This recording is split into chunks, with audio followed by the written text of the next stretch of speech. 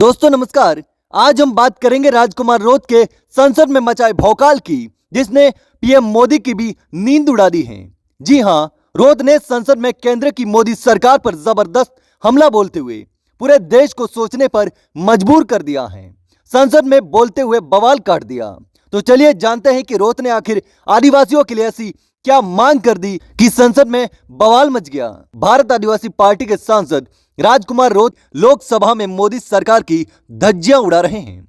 जी हां, राजकुमार रोत ने हाल ही में लोकसभा में मोदी सरकार को जमकर घेरा। उन्होंने सरकार से सीधा सवाल पूछा और पूरे देश को यह सोचने पर मजबूर कर दिया कि आखिर आदिवासियों के हक में क्या हो रहा है। तो चलिए जानते हैं कि कैसे राजकुमार रोत ने प्रधानमंत्री नरेंद्र मोदी के नाक में दम कर दिया है।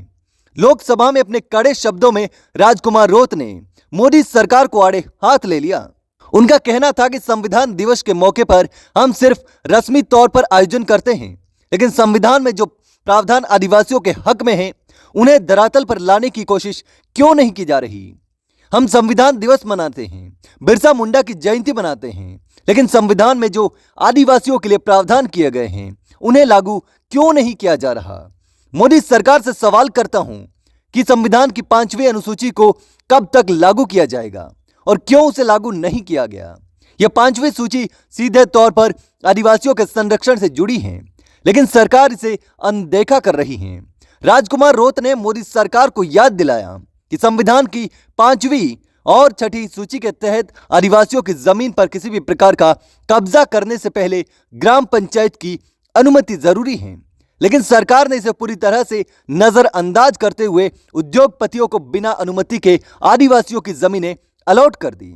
1956 में जो पैसा कानून लाया गया था, उसके तहत भी यह स्पष्ट है कि बिना पंचायत की मंजूरी के कोई भी कंपनी आदिवासियों की जमीन पर कब्जा नहीं कर सकती। लेकिन देखिए, आज भी इस कानून का उल्लंघन हो रहा है। हजारों आदिवासी बेघर हो चुके हैं, जबकि 1-2 उद्योगपतियों को फायदा पहुंचाया जा रहा है। यह कहां का न्याय है।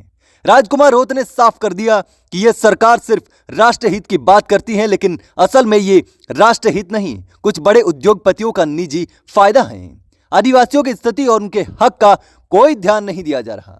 रोत ने कहा कि मैं पूछना चाहता हूं कि यह कौन सा राष्ट्रहित है जहां आदिवासियों की जमीन छीनकर उद्योगपतियों को लाभ पहुंचाया जा रहा है। क्या यह राष्ट्रहित है जहां हजारों लोग बेघर हो रहे हैं और सिर्फ एक के लिए सब कुछ किया जा रहा है। यह बयान और यह सवाल सीधे मोदी सरकार को चुनौती दे रहे हैं।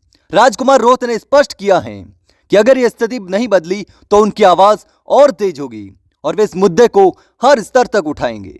तो दोस्तों, यह देखना दिलचस्प होगा कि राजकुमार रोत द्वारा लोकसभा में उठाए गए इस अहम मुद्दे पर मोदी सरकार क्या कदम उठाती है।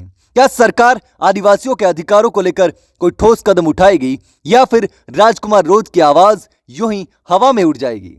दोस्तों, आपको क्या लगता है, मुझे कमेंट करके जरूर बताना।